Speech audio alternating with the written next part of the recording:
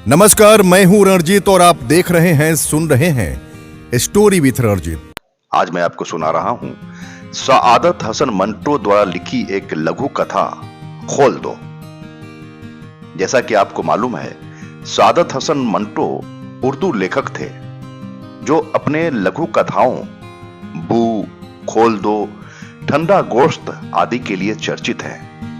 यह कहानी भारत और पाकिस्तान के विभाजन के दौरान हुई भीषण हिंसा और उससे उपजे हालात और मानवीय भर्त्सना की गहराइयों का सटीक चित्रण है। तो आइए सुनते हैं कहानी खोल दो।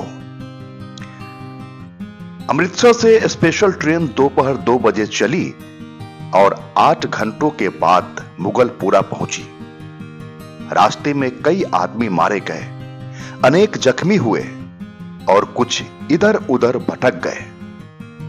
सुबह 10 बजे कैंप की ठंडी जमीन पर जब सिराजुद्दीन ने आंखें खोली और अपने चारों तरफ मर्दों, औरतों और बच्चों का एक उमड़ता समुद्र देखा तो उसकी सोचने समझने की शक्तियां और बूढ़ी हो गई।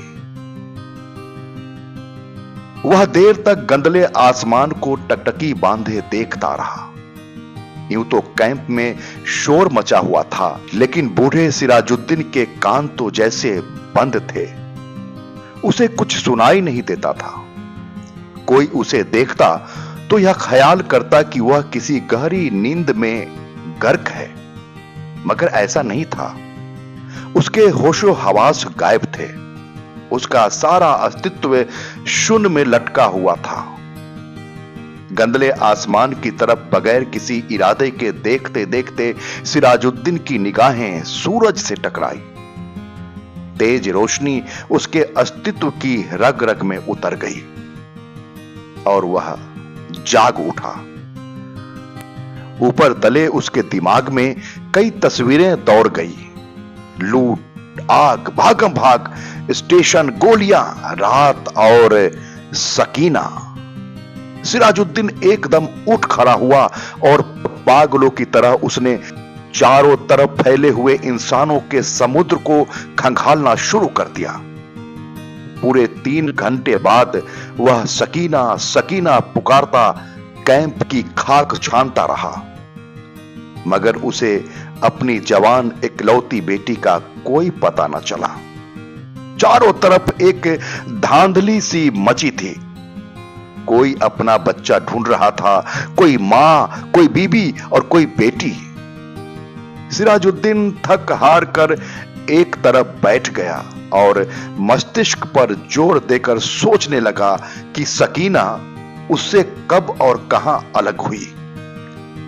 लेकिन सोचते सोचते उसका दिमाग सकीना की मां की लाश पर जम जाता, जिसकी सारी अतरिया बाहर निकली हुई थी। उससे आगे वह और कुछ न सोच सका। सकीना की मां मर चुकी थी।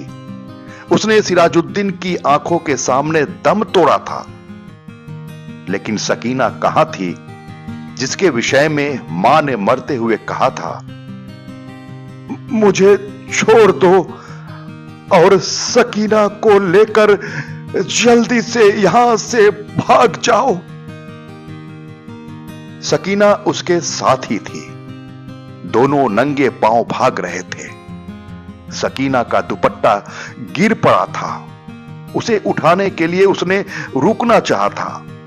सकीना ने चिल्लाकर कहा था, अब्बा जी छोड़िए। लेकिन उसने दुपट्टा उठा लिया था। यह सोचते सोचते उसने अपने कोट की उभरी हुई जेब का तरफ देखा और उसमें हाथ डालकर एक कपड़ा निकाला। सकीना का वही दुपट्टा था, लेकिन सकीना कहां थी? सिराजुद्दीन ने अपने थके हुए दिमाग पर बहुत जोर दिया, मगर वह किसी नतीजे पर न पहुंच सका। क्या वह सकीना को अपने साथ स्टेशन तक लाया था? क्या वह उसके साथ ही गाड़ी में सवार थी? रास्ते में जब गाड़ी रोकी गई थी और बलवाई अंदर घुस आए थे, तो क्या वह बेहोश हो गया था जो वे सकीना को उठाकर ले गए? सिराजुद्दीन के दिमाग में सवाल ही सवाल थे, जवाब कोई भी नहीं था। उसको हमदर्दी की जरूरत थी, लेकिन चारों तरफ जितने भी इंसान फंसे हुए थे, सबको हमदर्दी की जरूरत थी। सिराजुद्दीन ने रोना चाहा, मगर आंखों ने उसकी मदद न की।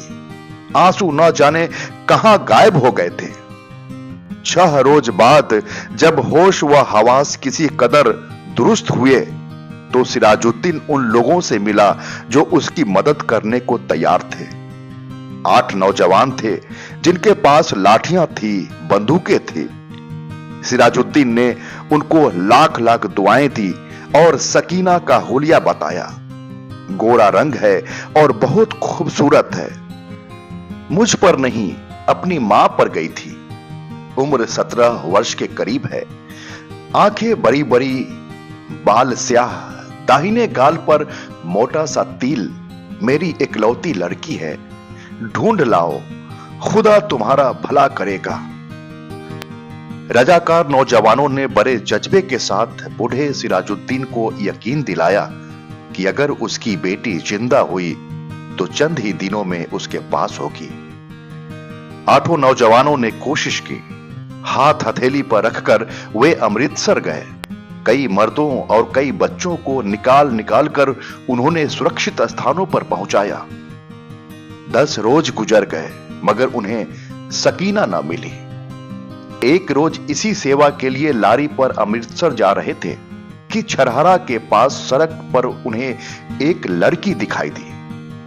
लारी की आवाज सुनकर वह बिदकी और भागना शुरू कर दिया। रजाकारों ने मोटर रोकी और सबके सब उसके पीछे भागे। एक खेत में उन्होंने लड़की को पकड़ लिया। देखा तो बहुत खूबसूरत थी। दाहिने गाल पर मोटा तिल था। एक लड़के ने उससे कहा, घबराओ नहीं, क्या तुम्हारा नाम सकीना है? लड़की का रंग और भी जर्ज हो गया। उसने कोई जवाब नहीं दिया। लेकिन जब तमाम लड़कों ने उसे दम दिलासा दिया, तो उसकी दहशत दूर हुई और उसने मान लिया वो सिराजुद्दीन की बेटी सकीना है। 8 रजाकार नौजवानों ने हर तरह से सकीना की दिलजोई की। उसे खाना खिलाया, दूध पिलाया और लारी में बैठा दिया। एक ने अपना कोट उतारकर उसे दे दिया। क्योंकि दुपट्टा न होने के कारण वह बहुत उलझन महसूस कर रही थी और बार बार बाहों से अपने सीने को ढकने की कोशिश में लगी हुई थी। कई दिन गुजर गए। सिराजुद्दीन को सकीना की कोई खबर न मिली। वह दिन भर विभिन्न कैंपों और दफ्तरों के चक्कर काटता रहा, लेकिन कहीं भी उसकी बेटी का पता न चला। रात को वह बहुत देर तक उन रजाकार नौजवानों की कामयाबी के लिए दुआएं मांगता रहा, जिन्होंने उसे यकीन दिलाया था कि अगर सकीना जिंदा हुई तो चंद दिनों में ही उसे ढूंढ निकालेंगे। एक रोज सिराजुद्दीन ने कैंप में उन नौजवान रजाकारों को देखा। लारी में बैठे थे। सिराजुद्दीन भागा भागा उनके पास गया। लारी चलने ही वाली थी कि उसने पूछा, बेटा, मेरी सकीना का पता चला?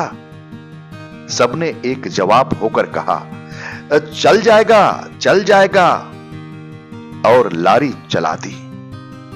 सिराजुद्दीन ने एक बार फिर उन नौजवानों की कामयाबी की दुआ मांगी और उसका जी किसी कदर हल्का हो गया। शाम को करीब कैंप में जहां सिराजुद्दीन बैठा था, उसके पास ही कुछ गड़बड़ सी हुई। 4 आदमी कुछ उठाकर ला रहे थे। उसने मालूम किया तो पता चला कि एक लड़की रेलवे लाइन के पास बेहोश पड़ी थी। लोग उसे उठाकर लाए हैं। सिराजुद्दीन उनके पीछे हो लिया। लोगों ने लड़की को अस्पताल वाले को सुपुर्द किया और चले गए। कुछ देर वह ऐसे ही अस्पताल के बाहर गड़े हुए लकड़ी के खंभे के साथ लगकर खड़ा रहा। फिर आहिस्ता आहिस्ता अंदर चला गया। कमरे में कोई नहीं था। एक स्ट्रेचर था जिस पर एक लाश पड़ी थी। सिराजुद्दीन छोटे छोटे कदम उठाता उसकी तरफ बढ़ा। कमरे में अचानक रोशनी हुई।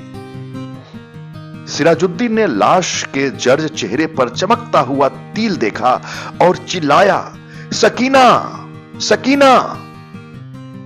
डॉक्टर जिसने कमरे में रोशनी की थी, वे सिराजुद्दीन से पूछा, क्या है? सिराजुद्दीन के हलक से सिर्फ इस कदर निकल सका, जी मैं इसका बाप हूं। डॉक्टर ने स्ट्रेचर पर पड़ी हुई लाश की नब्ज टटोली और सिराजुद्दीन से कहा, खिड़की खोल दो। सकीना के मुद्रा जिसमें जुम्बिश हुई, बेजान हाथों से उसने इजार बंद खोला और सलवार नीचे सरका दी।